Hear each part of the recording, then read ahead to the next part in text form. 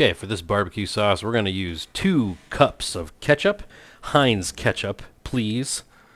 And we're also going to, once this ketchup bottle decides to cooperate, we're also going to use half a cup of apple cider vinegar, 5 tablespoons of sugar, and stir it up a little bit just to blend these ingredients now.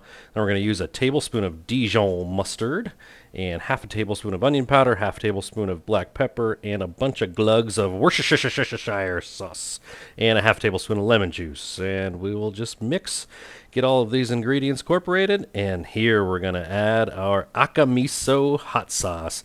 This is ghost pepper and Carolina Reaper sauce. We just need a tiny bit. Make sure you wash your hands after handling. And this bottle of CBS, since it was 3 years old, was definitely a gusher. So we poured a little bit, and then we will just use the rest of it into the barbecue sauce. So just stir all of this up. Keep it going, let it thicken. I think I cooked this on low heat probably for about 45 minutes to an hour until it reduced down to semi-thickness because it's still hot, so once it cools it'll get thicker. And here we go, pour it into a beautiful jar. This amount of sauce made 2 16-ounce jars, and there we go.